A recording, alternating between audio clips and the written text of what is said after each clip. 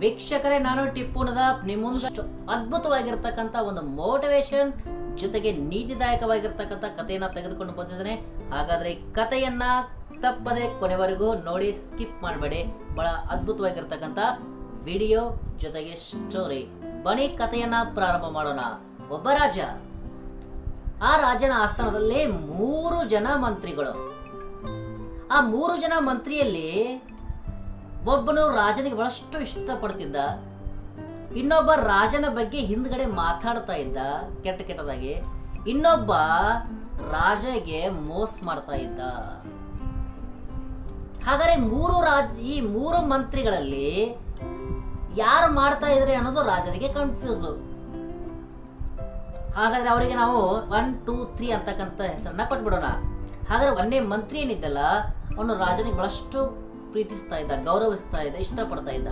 ಇನ್ನ 2ನೇ ಮಂತ್ರಿ ಏನ್ ಮಾಡ್ತಾ ಇದ್ದಾರೆ, ರಾಜನ ಬೆನ್ ಹಿಂದ್ಗಡೆ ರಾಜ ಆ ತರ ಇದ್ದಾನೆ, ಈ ತರ ಇದ್ದಾನೆ ಅಂತ ಹೇಳಿ ರಾಜನ್ ಹಿಂದ್ಗಡೆ ಮಾತಾಡ್ತಾ ಇದ್ದ. ಇನ್ನ 3ನೇ ಮಂತ್ರಿ ರಾಜಗೆ ಮೋಸ ಮಾಡ್ತಾ ಇದ್ದ, ವ್ಯವಹಾರದಲ್ಲಿ ಆಗಿರ್ಬೋದು, ರಾಜ್ಯಕ್ಕೆ ಸಂಬಂಧಪಟ್ಟಿರ್ತಕ್ಕಂಥ ವ್ಯವಸ್ಥೆ ಬಗ್ಗೆ ಆಗಿರ್ಬೋದು. ಆದ್ರೆ ರಾಜಗೆ ಏನ್ ಮಾಡ್ಬೇಕು ಅಂತಕ್ಕಂಥದ್ದು ಗೊತ್ತಾಗ್ಲಿಲ್ಲ. ಯಾಕೆಂದ್ರೆ ಅಪರಾಧಿಗೆ ಶಿಕ್ಷೆ ಆಗ್ಬೇಕೆ ಹೊರತು ನಿರಪರಾಧಿಗೆ ಶಿಕ್ಷೆ ಆಗ್ಬಾರ್ದು. ಯಾರು ಮಾಡ್ತಾರೆ ಅಂತಕ್ಕಂಥದ್ದು ರಾಜನಿಗೆ ಕನ್ಫ್ಯೂಸ್. ಅದಕ್ಕೋಸ್ಕರ ರಾಜ ಒಂದಿನ ಪ್ಲಾನಿಂಗ್ ಅನ್ನ ಮಾಡ್ತಾನೆ, ಬಹಳ ಅದ್ಭುತವಾಗಿರ್ತಕ್ಕಂಥ ಪ್ಲಾನಿಂಗ್ ಅನ್ನ ಮಾಡ್ತಾನೆ. ಆ 3 ಜನರಿಗೆ ಒಂದು ದೊಡ್ಡದಾಗಿರ್ತಕ್ಕಂಥ ಚೀಲವನ್ನ ಕೈಯಲ್ಲಿಟ್ಟು ಹೇಳ್ತಾನೆ, ನೀವು 3 ಜನ ಏನಪ್ಪಾ ಅಂದ್ರೆ ಅರಣ್ಯಕ್ಕೆ ಹೋರಿ, ನಿಮಗೆ 1 ಗಂಟೆಯಲ್ಲಿ ಎಷ್ಟು ಸಾಧ್ಯವೋ ಅಷ್ಟು ಏನಪ್ಪಾ ಅಂದ್ರೆ ಹಣ್ಣುಗಳನ್ನ ಏನಪ್ಪಾ ಅಂದ್ರೆ ತಂದ್ಬಿಟ್ಟು ಅದಕ್ಕೆ ಏನಪ್ಪಾ ಅಂದ್ರೆ ಬಾಯಿಯನ್ನ ಕಟ್ಟಿರ್ಬೇಕು. ಅದನ್ನ ತಂದೇನಪ್ಪಾ ಅಂದ್ರೆ ಆ ಚೀಲಗಳನ್ನ ನನ್ನ ಮುಂದೆ ಇಡಬೇಕು. ಚೀಲದಲ್ಲಿ ಹೆಚ್ಚು ಹಣ್ಣುಗಳನ್ನ ತುಂಬಿಕೊಂಡು ಬರ್ತಿರೋ ಮತ್ತೆ ಯಾರು ಬೇಗನೆ ಬರ್ತಿರಲ್ಲ ಅವ್ರಿಗೆ ಹಾಗೆ. ಮಂತ್ರಿಗಳು ಖುಷಿಯಾಗಿ ಬಿಟ್ರು, ನಾನ್ ಬೇಗ ತರ್ತೀನಿ ಅಂತಕ್ಕಂಥದ್ದು ಮನಸ್ಸಿನಲ್ಲಿ ಓಡಾಡ್ತಾ ಇತ್ತು. 3 ಜನ ಏನಪ್ಪಾ ಅಂದ್ರೆ ಅರಣ್ಯಕ್ಕೆ ಹೋಗ್ತಾರೆ. 1ನೇ ಮಂತ್ರಿ ಏನ್ ಮಾಡ್ತಾನೆ, ಹೇಳಿದ್ನಲ್ಲ 1ನೇ ಮಂತ್ರಿ ಯಾವ ರೀತಿಯಾಗಿದ್ದ ಅನ್ನೋದು, ರಾಜನಿಗೆ ಬಹಳಷ್ಟು ಗೌರವವನ್ನು ಕೊಡ್ತಾ ಇದ್ದ. ಅದಕ್ಕೋಸ್ಕರ ಅಕಸ್ಮಾತ್ ಈ ಹಣ್ಣುಗಳನ್ನ ಕೇವಲ ರಾಜ ತೋರಿಸಂದಿದ್ದಾನೆ. ಅಕಸ್ಮಾತ್ ರಾಜ ನನಗೆ ಒಂದು ತಿನ್ನಕ್ಕೆ ಅಂದ್ರೆ ಅದಕ್ಕೋಸ್ಕರ ರಾಜನ ಬಗ್ಗೆ ಗೌರವವನ್ನು ಇಡ್ತಾ ಇದ್ದ.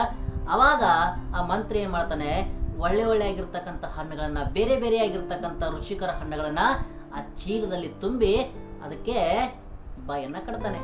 ಇನ್ನ 2ನೇ ಮಂತ್ರಿ ಅವನೇನ್ ಮಾಡ್ತಾನೆ, ಕೆಲವೊಂದಿಷ್ಟು ಕೊಳತಿರ್ತಕ್ಕಂಥ ಹಣ್ಣು, ಕೆಲವೊಂದಿಷ್ಟು ಬಿದ್ದಿರ್ತಕ್ಕಂಥ ಹಣ್ಣು, ಕೆಲವೊಂದಿಷ್ಟು ಪೆಟ್ಟಾಗಿರ್ತಕ್ಕಂಥ ಹಣ್ಣು, ಈ ತರ ಹಣ್ಣನ್ನ ಗೋಳೆ ಮಾಡಿ ಒಟ್ಟಿನಲ್ಲಿ ಬ್ಯಾಗ್ ಅನ್ನ ಅಥವಾ ಚೀಲವನ್ನ ತುಂಬತಾನೆ, ಅದಕ್ಕೆ ಬಾಯನ್ನ ಕಟ್ತಾನೆ. ಇನ್ನ 3ನೇ ಮಂತ್ರಿ, ಅಯ್ಯೋ ರಾಜ ಇಲ್ಲಿ ನೋಡ್ತಾನೆ, ಕೇವಲ ರಾಜ ತೋರಿಸಂದಿದ್ದ, ಜಸ್ಟ್ ಶೋ ಮೀ. ಕೇವಲ ರಾಜ ಅಲ್ಲಿ ಕೂತಿರ್ತಾನೆ ಆಸ್ಥಾನ ಮೇಲೆ, ಕೇವಲ ಆ ಚೀಲಗಳನ್ನ ಒಯ್ದು ಅವನ ಮುಂದೆ ಇಡುದಿದೆ. ಅದಕ್ಕೋಸ್ಕರ ಅವನ ತಲೆಯನ್ನ ಓಡಿಸಿ ಏನ್ ಮಾಡ್ತಾನೆ, ಆ ಗಿಡದ ತಪ್ಪಲುಗಳನ್ನ, ಆ ಸಿಪ್ಪೆಗಳನ್ನ ಏನ್ ಮಾಡ್ತಾನೆ, ಗೋಳೆ ಮಾಡಿ ಆಯ್ದು ಏನ್ ಮಾಡ್ತಾನೆ, ಆ ಚೀಲದಲ್ಲಿ ತುಂಬಿ ಅದಕ್ಕೆ ಬಾಯನ್ನ ಕಟ್ತಾನೆ. 3 ಜನ ಏನಪ್ಪಾ ಅಂದ್ರೆ ಬಹಳ ಸ್ಪೀಡ್ ಆಗಿ ಓಡ್ಕೊಂತ ಹೋಗ್ತಾರೆ, ರಾಜನ ಮುಂದೆ ಹೋಗಿ ನಿಲ್ತಾರೆ. ಹಾಗಾದ್ರೆ ಮೊದಲಿಗೆ ಯಾರು ಹೋಗಿರ್ತಾರೆ, ಏನು ಸಿಪ್ಪೆ ಮತ್ತು ಏನು ಗಿಡದ ತಪ್ಪಲುಗಳನ್ನ ಒಯ್ದಿದ್ದಲ್ಲ ಅವನು ಹೋಗ್ತಾನೆ. 2ನೇದಾಗಿ ಏನಪ್ಪ, ಯಾಕಂದ್ರೆ ಅವನ ಕೆಲಸ ಸ್ಪೀಡ್ ಆಗಿರುತ್ತೆ. ಇನ್ನು 2ನೇದಾಗಿ ಏನಪ್ಪ ಅಂದ್ರೆ ಕೊಳೆತ ಹಣ್ಣುಗಳನ್ನ, ಪೆಟ್ಟು ಬಿದ್ದಿರ್ತಕ್ಕಂಥ ಹಣ್ಣುಗಳನ್ನ, ನೆಲಕ್ಕೆ ಬಿದ್ದಿರ್ತಕ್ಕಂಥ ಹಣ್ಣುಗಳನ್ನ ತುಂಬಿಕೊಂಡಿದ್ದಲ್ಲ ಆ ಚೀಲವನ್ನ ತೆಗೆದುಕೊಂಡು ಅವನು ಹೋಗ್ತಾನೆ. ಇನ್ನು 3ನೇದಾಗಿ ಯಾರು ಹೋಗ್ತಾರೆ, ಈ 1ನೇ ಮಂತ್ರಿ ಏನು ಒಳ್ಳೆ ಹಣ್ಣುಗಳನ್ನ ತುಂಬಿಕೊಂಡಿದ್ದ, ಏನೋ ರುಚಿಕರವಾಗಿರ್ತಕ್ಕಂಥ ಹಣ್ಣುಗಳನ್ನ ತುಂಬಿಕೊಂಡಿದ್ದಲ್ಲ ಅವನು ಹೋಗ್ತಾನೆ. ಹಾಗಾದ್ರೆ ರಾಜ ಹೇಳ್ತಾನೆ, ಎಸ್ 3 ಜನ ಏನಪ್ಪಾ ಅಂದ್ರೆ ನಾ ಹೇಳಿದ್ದ ಸಮಯದ ಒಳಗಡೆ ಬಂದಿದ್ರ, ಹಾಗಾದ್ರೆ ಸೈನಿಕರು ಹೇಳ್ತಾರೆ, ಈ 3 ಜನ ಮಂತ್ರಿಗಳನ್ನ ಏನ್ ಮಾಡ್ರಪ್ಪ ಅಂದ್ರೆ ಒಂದು ಕೋಣೆಯಲ್ಲಿ ಕೂಡಿ ಹಾಕಿಬಿಡಿ. ಅಯ್ಯೋ ರಾಜ ಇದೆಂತ ಶಿಕ್ಷೆಯನ್ನ ಕೊಡ್ತಾ ಇದ್ದಾನೆ. ರಾಜರ ಯಾಕೆ ಇಲ್ಲ, ಈ 1 ತಿಂಗಳವರೆಗೆ ಏನಪ್ಪಾ ಅಂದ್ರೆ ಇವರನ್ನ ಒಂದು ಕೋಣೆಯಲ್ಲಿ ಕೂಡಿ ಹಾಕಿಬಿಡಿ, ಅನ್ನ ನೀರು ಏನನ್ನ ಕೊಡಲು ಹೋಗಬೇಡಿ, ಜೊತೆಗೆ ಅವರು ತಂದಿರ್ತಕ್ಕಂಥ ಬ್ಯಾಗ್ಗಳ ಸಮೇತ ಇವರನ್ನ ಕೂಡಿ ಹಾಕಿ. 3 ಜನರನ್ನ ಸೈನಿಕರು ಕರೆದುಕೊಂಡು ಹೋಗಿ ಒಂದೊಂದು ರೂಮಿನಲ್ಲಿ ಏನಪ್ಪಾ ಅಂದ್ರೆ ಅವ್ರನ್ನ ನುಗ್ಗಿಸ್ಬಿಡ್ತಾರೆ, ಜೊತೆಗೆ ಬ್ಯಾಗ್ಗಳನ್ನು ಕೂಡ ಏನಪ್ಪ ಅಂದ್ರೆ ಕೊಟ್ಬಿಡ್ತಾರೆ. ಹಾಗಾದ್ರೆ ವೀಕ್ಷಕರೇ ನೋಡಲಿ ಎಷ್ಟು ಅದ್ಭುತವಾಗಿದೆ. ಇಲ್ಲಿ 1ನೇ ಮಂತ್ರಿ ಏನಿದ್ದಲ್ಲ, ಅವನು ತಂದಿರ್ತಕ್ಕಂಥ ಹಣ್ಣುಗಳನ್ನ ಆ 1 ತಿಂಗಳವರೆಗೆ ಸವಿಕೊಂತ ಅದರ ರಸವನ್ನ ಕುಡಿಯುತ್ತಾ ಆನಂದವಾಗಿ ಇರ್ತಾನೆ. ಇನ್ನ 2ನೇಯ ಮಂತ್ರಿಯ ಸ್ಥಿತಿ 1 ತಿಂಗಳ ನಂತರ ಹೇಗಾಗಿರುತ್ತೆ, ಅವನು ಸಂಪೂರ್ಣವಾಗಿ ಅನಾರೋಗ್ಯಕ್ಕೆ ತುತ್ತಾಗಿದ್ದ. ಇವಾಗ ಸಹಿತನೋ ಅವಾಗ ಸಹಿತನೋ ಅಂತಕ್ಕಂಥ ಸ್ಥಿತಿಯಲ್ಲಿ ಬಳಲ್ತಾ ಇದೆ. ಯಾಕಂದ್ರೆ ಕೆಟ್ಟ ಹೋಗಿರ್ತಕ್ಕಂಥ ಹಣ್ಣು ತಿಂದಿದ್ದ, ಕೊಳತೋಗಿರ್ತಕ್ಕಂಥ ಹಣ್ಣುಗಳನ್ನು ತಿಂದಿದ್ದ. ಇನ್ನು 3ನೇ ಪರಿಸ್ಥಿತಿ ಹೇಗಾಗಿರುತ್ತೆ ವೀಕ್ಷಕರೇ, 3ನೇವನೇನಪ್ಪಾದ್ರೆ ಸತ್ತೋಗ್ಬಿಟ್ಟಿದ್ದ. ವೀಕ್ಷಕರೇ ಹಾಗಾದ್ರೆ ಏನು ತಿಳಿಯುತ್ತೆ ಈ ಕಥೆಯಿಂದ ನಮಗೆ? ನಾವು ಯಾರಿಗೆ ನಾವು ಮಾಡಿರ್ತಕ್ಕಂಥ ಪ್ರತಿಫಲ ಅದು ನಮಗೆ ಬರುತ್ತೆ.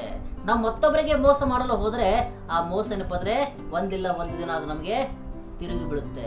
ನಾವು ಮತ್ತೊಬ್ಬರಿಗೆ ಟಾರ್ಚರ್ ಅನ್ನು ಕೊಟ್ರೆ ಒಂದಿಲ್ಲ ಒಂದು ದಿನ ಟಾರ್ಚರ್ ಏನಪ್ಪ ಅಂದ್ರೆ ಮತ್ತೊಬ್ಬರು ನಮಗೆ ಟಾರ್ಚರ್ ಕೊಡಲು ಇದ್ದೇ ಇರ್ತಾರೆ. ಹಾಗಾದ್ರೆ ನಾವು ಎಲ್ಲರನ್ನ ಗೌರವಿಸಬೇಕು, ಎಲ್ಲವನ್ನ ಇಷ್ಟಪಡಬೇಕು. ಹೇಗೆ ಆ ಮಂತ್ರಿ ರಾಜನನ್ನ ಗೌರವಿಸಿದ್ದ, ಆ ಗೌರವ ಅವನನ್ನ ಕಾಪಾಡ್ತು, ಆ ಪ್ರೀತಿ ಅವನನ್ನ ಉಳಿಸ್ತು. ಯಾವಾಗ ನಾವು ಮೋಸ ಮಾಡಲು ಹೋಗ್ತೀವಲ್ಲ, ಆ ಮೋಸದ ಬಲೆಯಲ್ಲಿ ಸಿಲುಕಿ ನಾವು ಒಂದಿಲ್ಲ ಒಂದು ದಿನ ಏನಪ್ಪ ಅಂದ್ರೆ ಸತ್ತೋಗ್ಬೇಕಾಗುತ್ತೆ. ಹಾಗಾದ್ರೆ ವೀಕ್ಷಕರೇ ಈ ಕತೆ ನಿಮಗೆ ಇಷ್ಟ ಆಗಿದ್ರೆ ಲೈಕ್ ಮಾಡಿ, ಸಬ್ಸ್ಕ್ರೈಬ್ ಮಾಡಿ, ಜೊತೆಗೆ ನಿಮ್ಮ ಸ್ನೇಹಿತರಿಗೆ ಶೇರ್ ಮಾಡಿ. ಜೈ ಹಿಂದ್.